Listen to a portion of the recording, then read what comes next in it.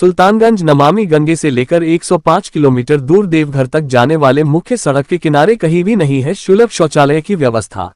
भागलपुर, मुंगेर और बांका इन 3 जिलों को जोड़ने वाली सुल्तानगंज देवघर के मुख्य सड़क पर सुलभ शौचालय की चुस्त दुरुस्त व्यवस्था नहीं होने को लेकर भारत दर्शन एक आवाज के बिहार झारखंड के क्षेत्रीय प्रभारी संजीव एवं कैमरामैन प्रवीण जैन की खास रिपोर्ट।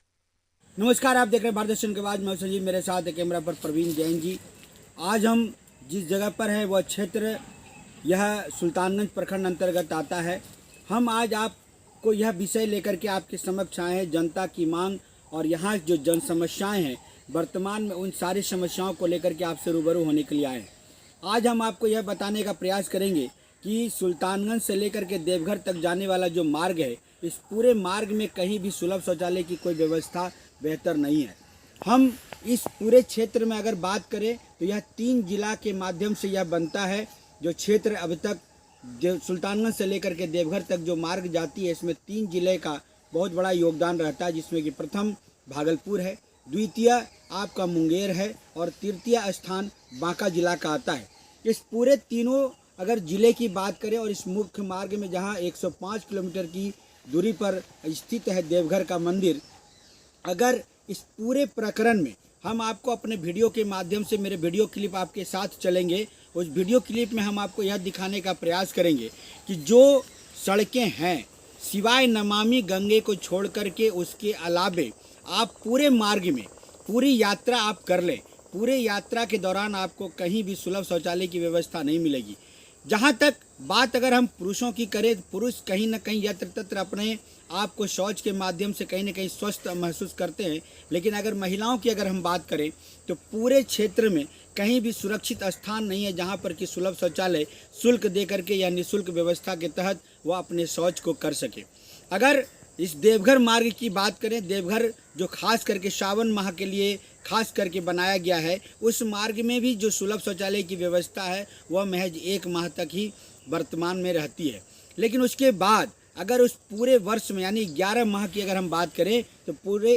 11 माह के दरमियान कहीं भी आपको सुलभ शौचालय कहीं भी उपलब्ध नहीं होगा। इसका मुख्य कारण यह है कि सरकार करिए या सरकार की बात कर ले या जिला प्रशासन की बात कर ले, कहीं भी किसी भी प्रकार की योजनाएं, भले ही सरकार कागजी तौर पर कहीं ना कहीं निश्चित तौर पर अपने आप को यह कहने के लिए और निरंतर यह कह रही है कि हम विकास पुरुष हैं और विकास कर रहे हैं, लेकिन अगर पूरे क्षेत्र का अगर भ्रमण करें,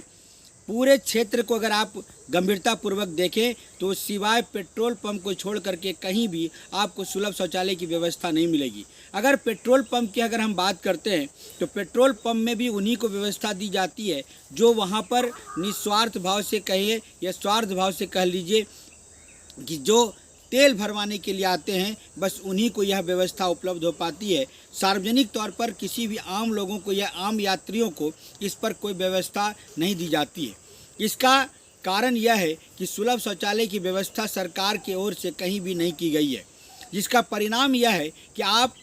पूरे प्रकरण में 105 किलोमीटर की दूरी है। अगर सुल्तानगंज को छोड़ दें, सुल्तानगंज नमामि गंगे के इर्द गिर्द आप अगर उस स्थान को छोड़ दें, सुलभ शौचालय का अगर वह स्थान है तो वहाँ शुल्क दे करके भले ही लोग निस्वार्थ भाव से या स्वार्थ भाव से वहाँ अपनी सेवा ले रहे हैं, लेकिन उसके बाद आप जैसे ही पैदल यात्रा करें या बस मार्ग से आप यात्रा करें या निजी वाहनों से आप यात्रा करें, आपको पूरे इस यात्रा में कहीं भी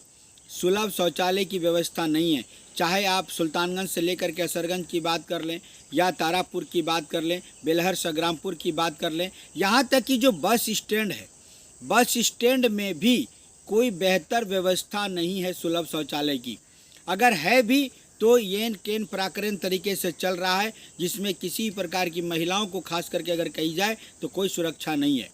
पुरुष की अगर हम बात करें तो पुरुष कहीं भी यत्र तत्र अपने आप को कहीं ना कहीं शौच के माध्यम से अपने आप को कहीं ना कहीं निस्वार्थ भाव से कहे या स्वार्थ भाव से कह ले, जो भी कह ले, वह अपने आप को स्वच्छ कर लेती है। लेकिन अगर महिलाओं की अगर हम बात करते हैं तो महिलाएं निश्चित तौर पर कहीं भी यह व्यवस्था नहीं ले पा रही है, और अगर कहीं व्यवस्था लेती भी है तो वह तो खेत का सहारा है या तो फिर यत्र तत्र सड़कों के किनारे आपको बैठी हुई मिल जाएंगी।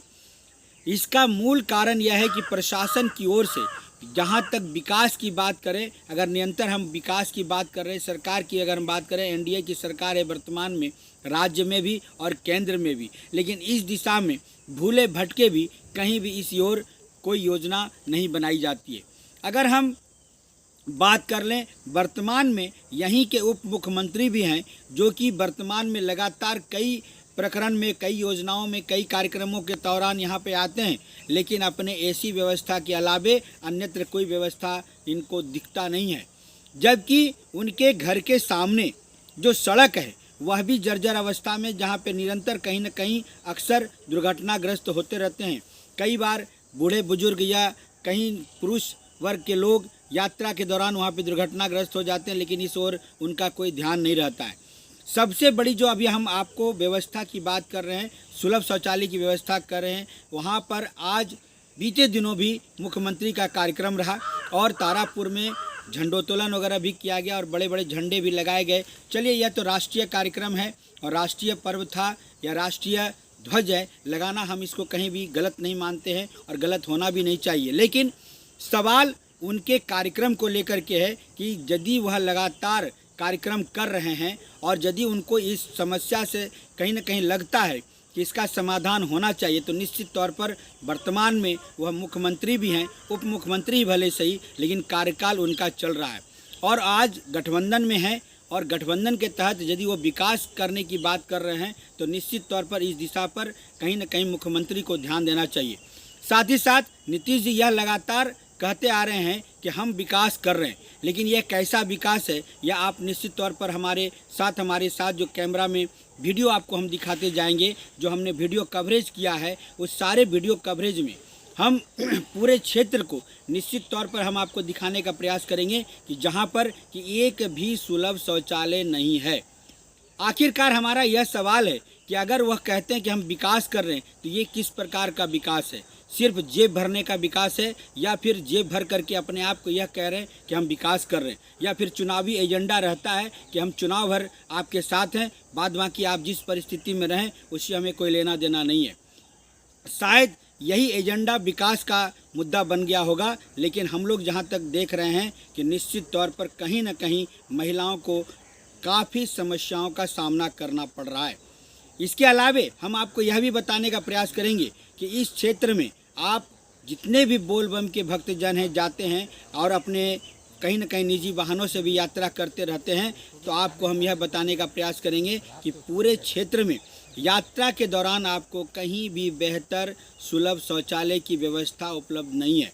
अगर बस स्टैंड में अगर आप रुकते हैं तो वहाँ पर किसी प्रकार से अगर आपको व्यवस्था मिल भी जाती है तो महिलाओं को वहाँ पर बेहतर व्यवस्था नहीं है। ये आप पूरे क्षेत्र का 105 किलोमीटर की दूरी तय करके आप देख लें। अगर मुख्यमंत्री जी को लगता है कि हम विकास कर रहे हैं तो एक बार इस क्षेत्र का दौरा करें और पूरे सुल्तानगंज से लेकर के देवघर तक यात्रा करके इस बात का जरूर एक बार जिक्र करें और देखें कि क्या उनके द्वारा विकास हो रहा है या सिर्फ कागजों पर विकास सिमट के रह गया है। चलिए, हमारा लगातार आपसे संबंध बना रहा है और हम लगातार आप तक सकारात्मक विषयों को लेकर के रूबरू होते रहे हैं। आज भी हम इसी विषय को लेकर के जनता की मांग रही थी और जनता लगातार कह रहे थे कि आपके समाचार के माध्यम से हम लोग सदैव कहीं न कहीं सकारात्मक विषयों को लेकर के आपके साथ जुड़ते रहें और आपके चैनल को हम बहुत सक्रियता के साथ देखते हैं। इसी क्रम में उनकी मांग रही कि आप इस समाचार के माध्यम से आप अपने इस मुद्दे को उखाड़ें और इस मुद्दे